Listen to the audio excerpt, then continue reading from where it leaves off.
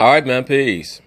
So, brothers, this is going to be volume 1 in a new series that I'm starting called What is Respect? And this is a very important theme, especially for you brothers out there who are trying to understand the dynamics between yourself and someone else. Not even necessarily just your wife or your girl or whatever you want to call her. No matter how many women you're dealing with, you do have to understand what it means to be respected and also how to respect.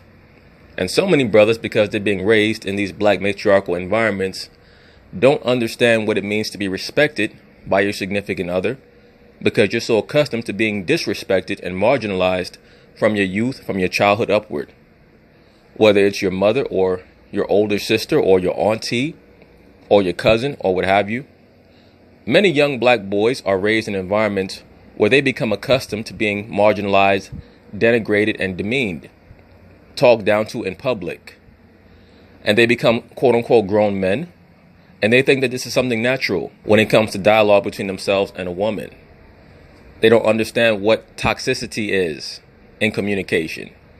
They don't understand what disrespect is in communication. So they just suffer it and tolerate it. And that's not healthy. It's not healthy at all.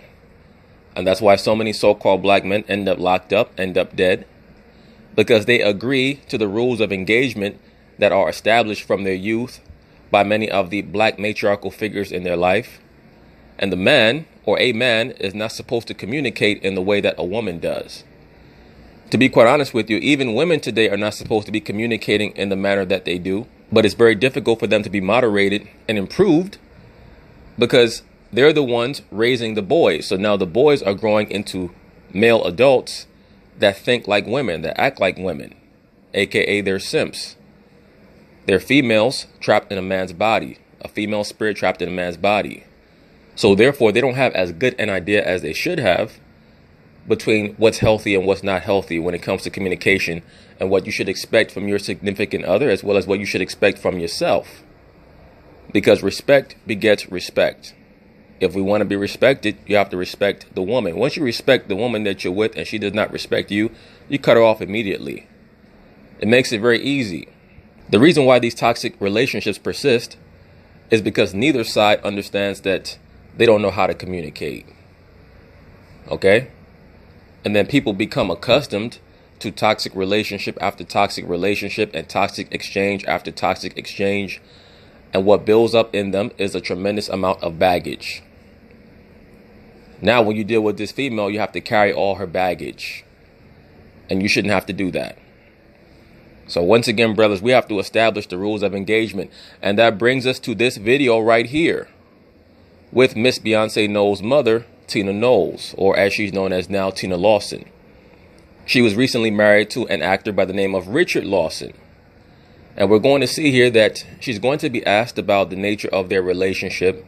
I guess that she believes that there was a process to her finding him, finding the quote unquote right man for her. And as usual, with most modern day toxically feminine females, she could not give out a compliment to her man without also giving out an insult. And most of these women, they have no idea what they do when they speak. They're so accustomed to being unabashed with what they say, how they say it, and how much they speak, that they don't understand that they're disrespecting their man. And brothers, let me say this. Your woman is never, ever supposed to be disrespecting you in public in front of company. She's never supposed to be disrespecting you, period. Just like you should not be disrespecting her.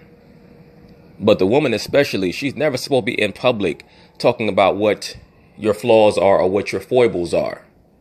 If you guys have an issue, then you handle it in private. If the woman does not know how to do that, then that means that she has to go.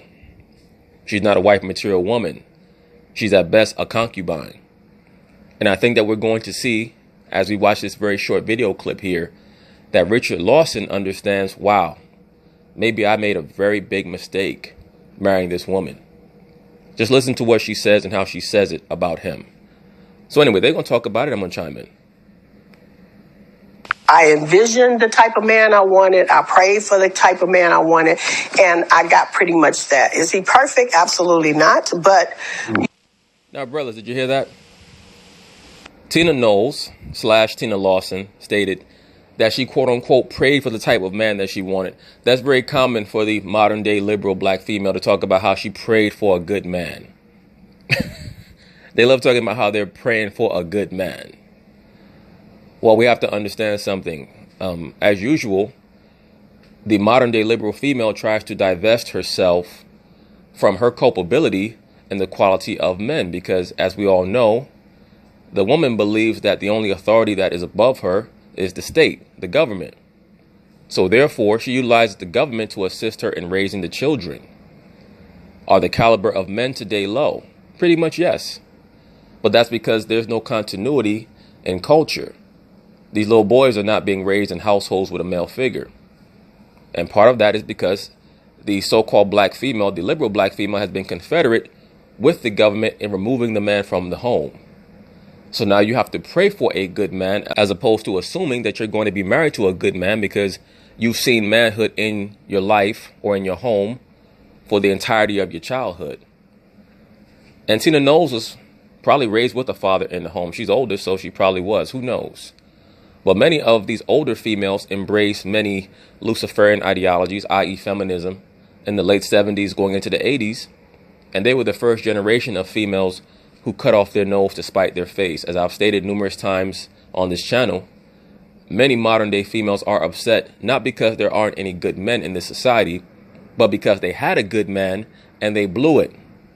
They had a good man when they were 19 or 20 or 21 years old, and they let that man go because they were told by other females in their family, normally older females who want to live that whore lifestyle vicariously through the young girl, to take your time. Don't get too serious too early.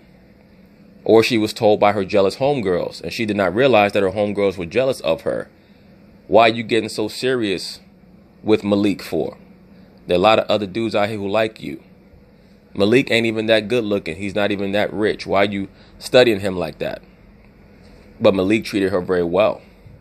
And in all aspects, he never came up short, but she cut him off anyway because she got bored.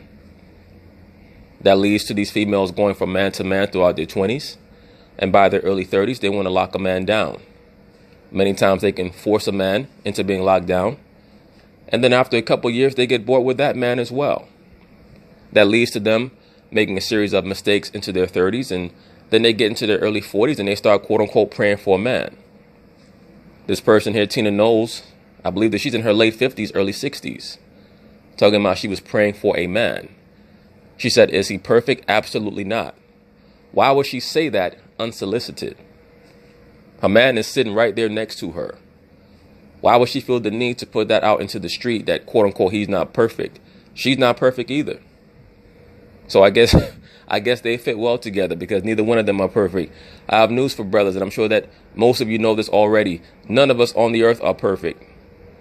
To be in the flesh means to be imperfect. So for her to say that was an attempt to insult him while complimenting, which is very common. It's a very common tactic amongst modern day females today, because they don't want their quote unquote man to think that he's on a high horse.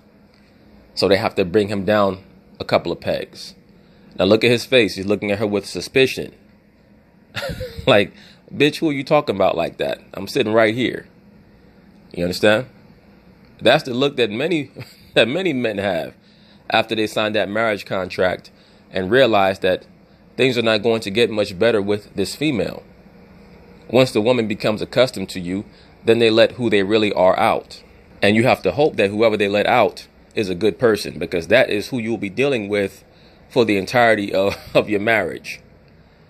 And I mean, it is what it is. We all have to deal with certain aspects of whoever we're with. But that person has to be kind-hearted, and that's male or female. You have to be kind-hearted to your significant other, at the very least. And part of kind-heartedness is being respectful. You don't get on TV. Just as a grown man, you wouldn't get on TV and say, I'm so happy I found this woman. We got married. She's not perfect, but I'm happy that I found her. Of course she would get offended, as she should. As she should. Because if she was good enough to quote unquote marry, she should be good enough for you to be respectful enough not to bring out any frivolities on television or through any form of media. So, let's rewind this back a little bit so that we can get everything in context. I envisioned the type of man I wanted. I prayed for the type of man I wanted, and I got pretty much that. Is he perfect? Absolutely not. But, he has a lot of the qualities. No. He has a lot of the qualities that. Now, brothers, look at that. She said, is he perfect? Absolutely not. And he said, no. Oh, really? And I don't think that the brother asked for that question, no, as if to imply that he thinks that he's perfect. I think that he asked her that question, no, as if to say, if you have issues with me, why would you bring that up in a public forum? Especially if the interview is supposed to be about marriage or about some form of unity within our relationship. Why would you throw that disrespectful dart out there? Brothers, a female, when she has no respect for you, she has no regard for you. If she has no regard for you, don't go tit for tat. Send her on her way. Because things don't get better with disrespectful people. They only get worse. Okay? They only get worse. A lot of times men believe that it's a sign of masculinity or manhood to deal with constant negative energy from someone that they're associated with in a relationship. And it's really not. All it's going to do is lessen the quality of your life. It's going to take years off your life. And I speak particularly to many of you younger brothers who have not fallen prey to the relationship paradigm in this society. Always understand your value and your worth. Just like if you're with someone, it's because you understand their value and their worth. Respect is very easy to give, as it should be to receive. But that's part of people's DNA. Someone who's disrespectful, they're never going to start to be respectful. Never. There's just going to be a long period of time where they try to hold that demon within until it erupts like a virus. So when you see that someone has a lack of respect or regard for you, it's up to you to understand that there are better things out there for you, especially if you know that you're conducting yourself in an upright manner. But this person here, Richard Lawson, I think that he understands that, wow, if she were to do that on national television, what is she going to do 5 years from now when she's even more annoyed with me for little things? All right. So brothers have to consider these things. That I love, and we're having a really good time, and I'm enjoying life. So there is. Look at this brother's face. She's saying all these things. He has a lot of qualities that I love, but he's still thinking about that disrespect that she showed that was not necessary. Okay? It wasn't necessary for her to say that. Whatever issues you have with your significant other, you keep them behind closed doors.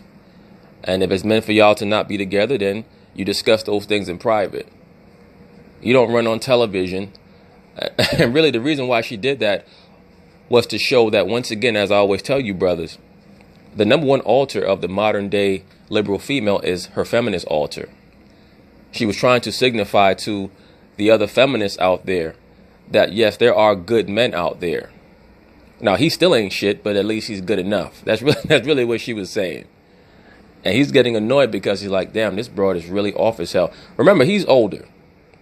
So he remembers back in the day when a broad said something like that and a dude just smacked the hell out of her. He knows you can't do that stuff today. But I guarantee you the thought crossed his mind. Hope women. That cat's still mad as hell. That man want to do an Ike Turner. Brothers, look. It's not worth all that. If the woman gets disrespectful, just walk away and give her walking papers as well. But always remember, respect is a two-way street. And the number one form of respect is self-respect. When we respect ourselves, we're going to establish how people should go about respecting us. And like the other series that I have on this channel, you get what you deserve. You get what you tolerate. I believe that he tolerated disrespect from her before they were married, and he thought maybe it would get better after I give her a ring. And as anyone can see, things don't change. Like they say, you could put lipstick on a pig, it's still going to be a pig. But anyway, peace.